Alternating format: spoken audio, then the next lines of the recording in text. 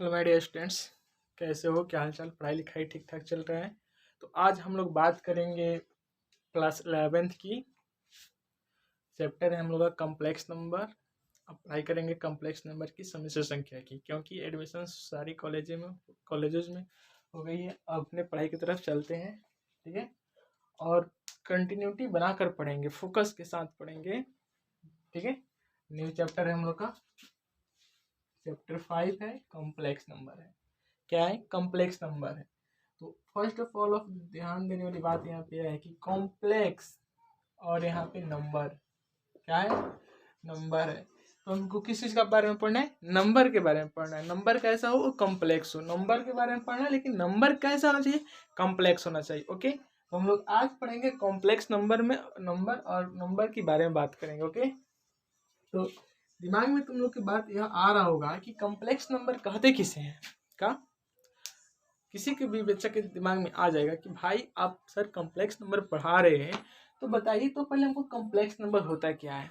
तो हम आपको बता रहे हैं कि कॉम्प्लेक्स नंबर क्या होता है, लेकिन जस्ट आपको एक बात ध्यान रखने वाली है कि कॉम्प्लेक्स नंबर होते क्या है और इसके पार्ट क्या होते हैं, ठीक है? तो कॉम्प्लेक्स नंबर जो होते हैं, चलिए डिवाइड करते हैं। कॉम्प्लेक्स नंबर को हमने दो पार्ट में डिवाइड किया। ओके, दो पार्ट में डिवाइड करेंगे। कौन कौन से पार्ट होगा? तो कॉम्प्लेक्स नंबर का फर्स्ट पार्ट जो होगा वो रियल पार्ट होगा, उसको हम लोग बोलेंगे रियल पार्ट, यानी रियल नंबर, ठीक है? Real number. एंड दूसरे में बोलेंगे हम क्या चीज? इमेजिनरी नंबर बोलेंगे। ओके, क्योंकि यहाँ से ध्यान देने वाली बात यह है कि आप अगर कॉम्प्लेक्स नंबर की पढ़ाई कर रहे हो तो कॉम्प्लेक्स नंबर कितने पार्टों में बटा होता है? तो कॉम्प्लेक्स नंबर तुम्हारे दो पार्ट में बटा रहता है। फर्स्ट पार्ट को हम लोग बोलते हैं real part and second part को बोलते हैं हम लोग इमेजिनरी पार्ट। यानी रियल पार्ट का मतलब होता है कि वास्तविक पार्ट, यानी जो तुम्हें लगे, रियलाइज हो के, उसको हम लोग क्या लगता है? जैसे बताओ, सिंपल से एग्जाम्पल करता हूँ। अगर हम पूछे कि रूट फोर का स्क्वायर रूट क्या होगा, तुम झट से निकाल कर बताओगे कि 2 होगा। लेकिन अगर हम वही तुमसे पूछे कि बताओ अब रूट अंडर -2 का क्या होगा, तो तुमको सर रूट अंडर -2 का नहीं होता। लेकिन नहीं, यह क्लास 10 तक नहीं मिलेगा तुमको कि इमेजिनरी रूट कैसे निकलता है, जो कि क्लास 11 में पढ़ना है कि इमेजिनरी रूट कैसे फाइंड आउट करते हैं। ओके, तो आपको यहाँ तक पढ़ाया गया है रियल पार्ट, रियल नंबर और इमेजिनरी नंबर की पढ़ाई हम लोग को 11th क्लास में करनी है। ओके, तो यहाँ से हम एक चीज देखते हैं कि आपको यहाँ से मतलब रूट अंडर 4 की बात करें तो रूट अंडर 4 का स्क्वायर रूट 2 होता है, लेकिन रूट अंडर -2 की बात करें तो इसका आपसे नहीं निकल पाएगा। क्यों? क्योंकि आपने अभी इसका पढ़ाई किया ही नहीं है। तो पढ़ाई नहीं किया तो हम आपको पढ़ा रहे हैं ना, तो निकलेगा। तो यहाँ से जब निकालिएगा तो इसको हम लोग इमेजिनरी पार्ट से निकालेंगे। ओके, तो कैसे निकालते हैं चलिए अब हम देखते हैं। उसके पहले फर्स्ट ऑफ ऑल यहाँ बात करेंगे हम लोग रियल नंबर। तो रियल नंबर तो क्लास 10 में पढ़े होंगे, तो एक बार यस लिखे कमेंट सेक्शन में कि हाँ रियल पार्ट की पढ़ाई हो चुकी है, नहीं हो की, तो हम बता देते हैं कि रियल नंबर क्या कहते हैं। तो collection of rational, note down कर लो जन, collection of rational and irrational number, collection of rational and irrational number is called real number. क्या होगा? इज कॉल्ड रियल नंबर होगा। यानी फर्स्ट ऑफ ऑल अगर हम बात ध्यान दें यहाँ पे कि हमको करना क्या है, तो रियल नंबर निकालना है। तो रियल नंबर तुम्हारे सामने लिखेंगे, collection of rational and irrational number is called, क्या होता है? रियल नंबर होता है। लेकिन इमेजिनरी नंबर क्या होता है, उसके बारे में हम जस्ट अभी पढ़ाई करते हैं। पहले इसको नोट कर लो। जो लड़का नहीं पढ़ा है रियल नंबर क्या होता है, डायरेक्ट एग्जाम दिया पास आउट करके अगर 11th में आ गया, उसका अच्छा मैथ से पढ़ने का है, तो उस चीज़ को उसको नहीं पता है, तो यहाँ से नोट कर सकता है कि collection of rational and irrational number is called real number होता है। ठीक है, क्योंकि मेरे साथ अगर तुम पढ़ाई करते हो बच्चों, तो तुम्हारा कोई भी कंसेप्ट नहीं छूटेगा। ओके, एक एक कंसेप्ट के लिए तक जाएगा। बस चैनल को सपोर्ट करो और सब्सक्राइब एंड शेयर करते जाओ, लाइक करते जाओ, क्योंकि हम एक एक पॉइंट को पढ़ाएंगे और एक एक पॉइंट से क्वेश्चन आते हैं एग्जामिनेशन में। ओके, तो यहाँ से नोट करो। हम अभी जस्ट इमेजिनरी नंबर की बताते हैं कि इमेजिनरी नंबर क्या होता है। से हम देखते हैं कि इमेजिनरी नंबर क्या होता है। तो imaginary number, first of all पढ़ना है हमको इमेजिनरी नंबर। क्या पढ़ना है? Imaginary number. ओके, तो ध्यान देने वाली बात है कि इमेजिनरी नंबर होता क्या है, कहते किसे हैं। तो इमेजिनरी नंबर पढ़ने के लिए आपको एक चीज ध्यान में रखना है कि इमेजिनरी, अच्छा बताओ, इमेजिन से क्या होता है? इमेजिन से हम लोग क्या कर सकते हैं? कल्पना कर सकते हैं, कर सकते हैं कि नहीं कर सकते हैं? इमेजिनेशन पावर, सो इमेजिनेशनल पावर क्या हो सकता है? कल्पना, सोचने की क्षमता, इमेजिनेशन पावर। यानी हमको कहने का मतलब है कि इसको हम लोग बोल सकते हैं इमेजिनरी नंबर को काल्पनिक, अगर आप हिंदी मीडियम के छात्र हैं तो इसको बोल सकते हैं काल्पनिक संख्या। क्या बोलेंगे? काल्पनिक संख्या, क्योंकि इमेजिनरी नंबर का मतलब ही होता है काल्पनिक संख्या। तो इसको हम डिफाइन कैसे करेंगे? The negative, the square root of negative number, the square root of negative number, the square root of negative number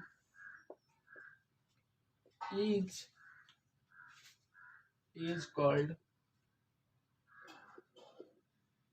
imaginary number. क्या होता है?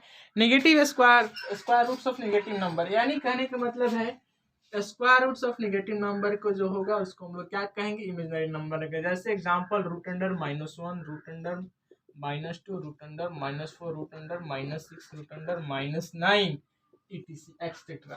ओके, तो वही भाई बताओ, जब रूट अंडर -1 तो हमने कहते हैं कि इमेजिनरी होता है। ठीक है, आपने देखा कि इमेजिनरी नंबर क्या होता है। तो काल्पनिक संख्या हमने बताया कि the square root of negative number को हम लोग कहते हैं काल्पनिक नंबर। ओके, यानी इमेजिनरी नंबर। मैंने एग्जांपल भी यहाँ पे दे दिया कि root under -1, root under -2, root under -4, root -6 and root -9 etc।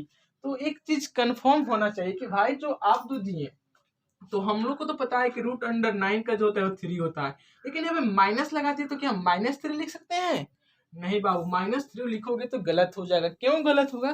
तो यहाँ से देखो, क्योंकि इसी के लिए आए थे एक वैज्ञानिक यूलर साहब ने। यूलर साहब ने क्या दिया, उन्होंने कहा, यूलर साहब ने कहा कि किसी भी चीज को नोटेशन के लिए एक सिंबल की जरूरत होती है। किस चीज की जरूरत होती है?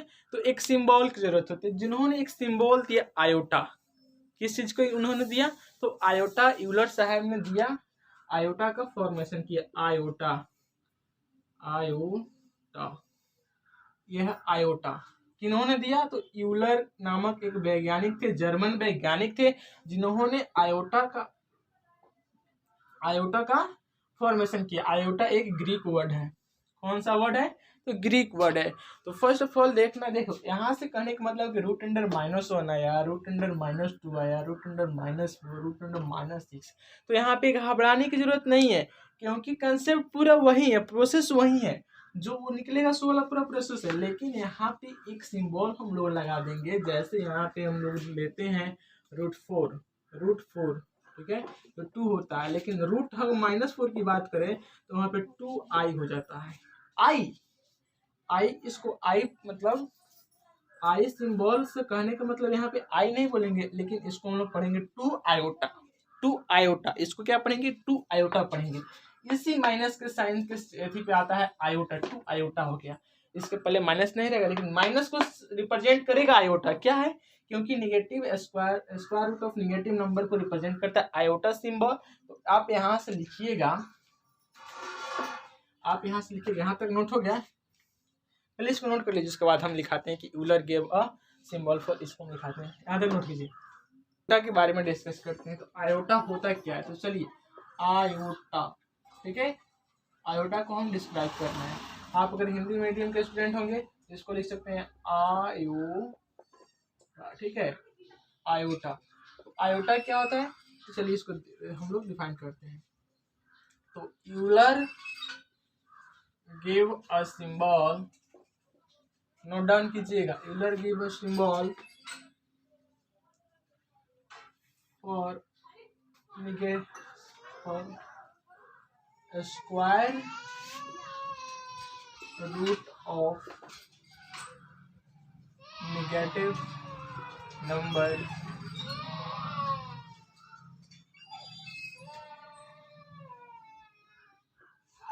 यूलर की वह symbol iota for square root of negative number -1, it is denoted by I, बोले तो iota, and iota is a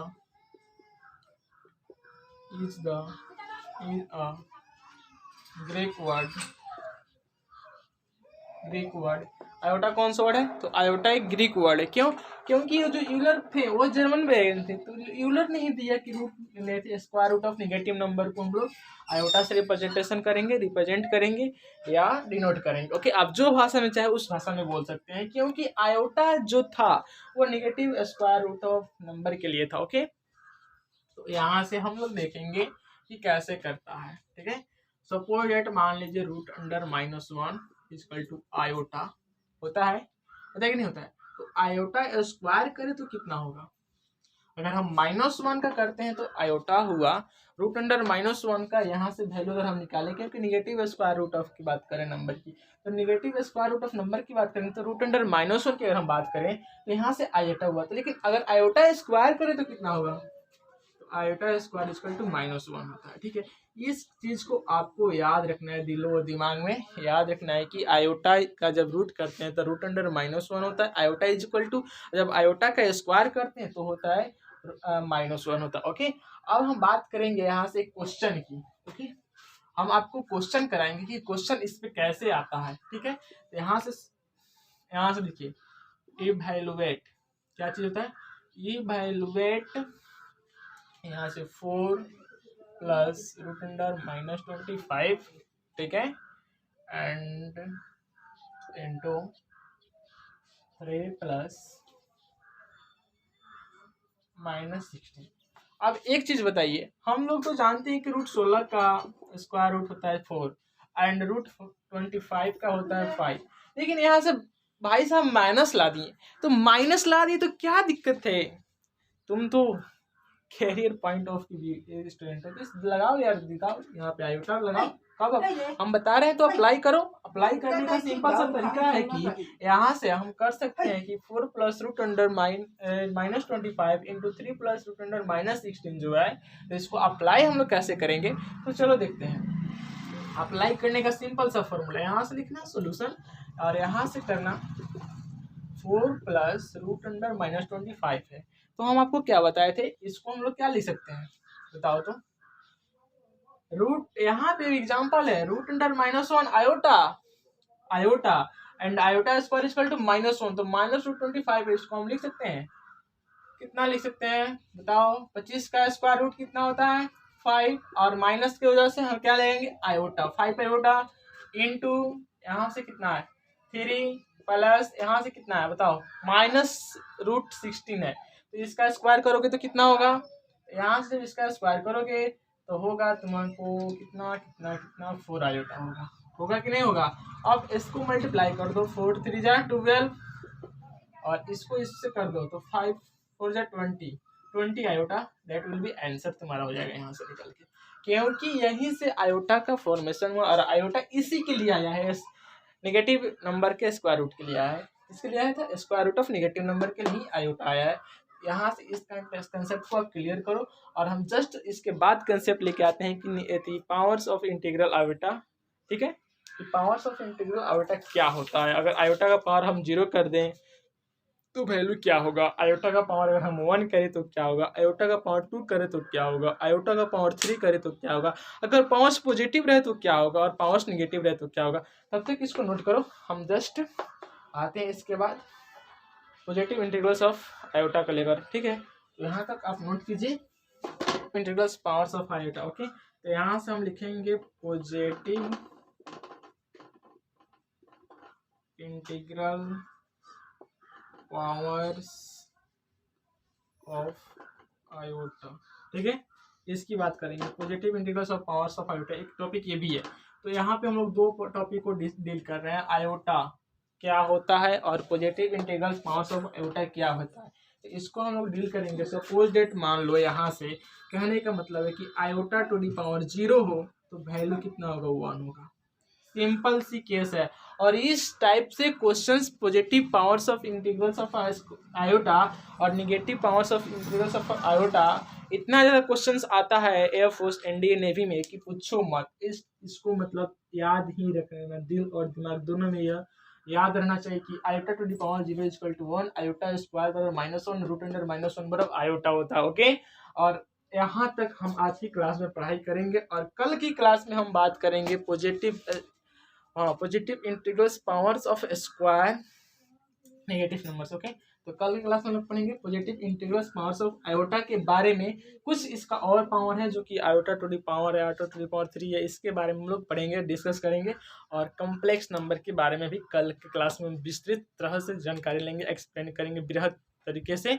और आज के लिए इतना ही, तब तक के लिए जय हिंद, मिलते हैं नेक्स्ट सेशन में।